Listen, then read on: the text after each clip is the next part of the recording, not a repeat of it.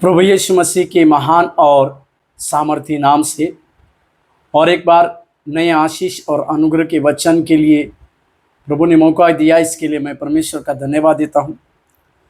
उत्पत्ति उसके 13वें अध्याय और उसके 10वें वाक्य की ओर हम अपने ध्यान को आकर्षित करेंगे। उत्पत्ति 13वें अध्याय के 10वें वाक्य की ओर हम अपने ध्यान को आकर्षित करें, जहाँ पर लिखा हुआ है, तब लूत ने आंखें उठाकर यरदन नदी के पास वाली सारी तराई को देखा कि वह सब सिंची हुई है। जब तक यहोवा ने सदोम और अमोरा को नष्ट न किया था, तब तक सोअर के मार्ग तक वह तराई यहोवा की वाटिका और मिस्र देश के समान उपजाऊ थी। अब्राम और लूत के अलग होने की इस बातों को इस अध्याय में हम देखते हैं।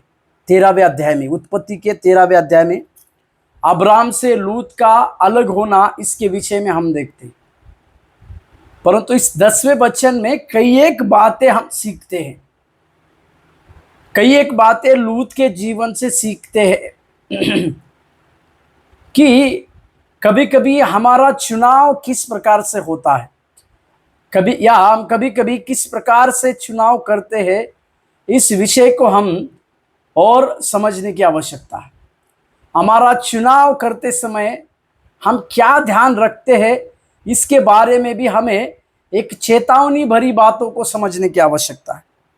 जब अब्राहम ने लूत से कहा कि हम एक ही परिवार के लोग हैं, हम में झगड़ा ना हो, हम अलग हो जाते हैं, तब लूत ने एक चीज को देखा जिसके बारे में लिखा हुआ है, आंखें उठाकर यरदन नदी की पास वाली सारी तराई को देखा कि वह सब सींची हुई है। एक सींची हुई भूमि को देखना, लूत का एक सींची हुई भूमि को देखना, ये इसको दर्शाता है कि वो अपने जीवन में आरामदायक बातों को देख रहा था।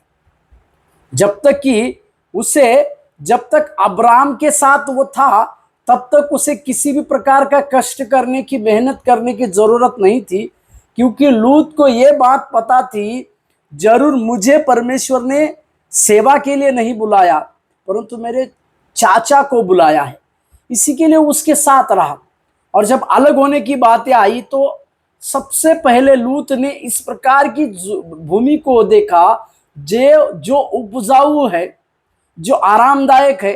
और ऐसे जमीन में अगर वो खेत को, बीज को बोएगा, तो उसे जल्दी से फसल काटने के लिए समय लगेगा नहीं।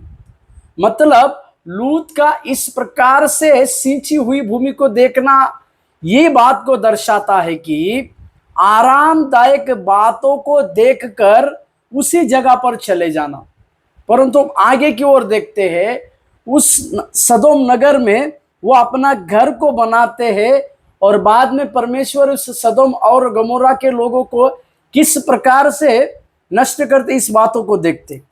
तो आज हम इस वचन से ये सीखे, आरामदायक बातों को हम अपने छोड़ने पाए और आरामदायक बातों को छोड़कर परमेश्वर जिस बातों को उचित है, उस परमेश्वर की जिस बातों को उचित है, वो बातें परमेश्वर से प्राप्त कर हम अपने जीवन को जीने की कोशिश करें। प्रभु आपका आज के दिन में आशीष देने पाए। धन्यवाद।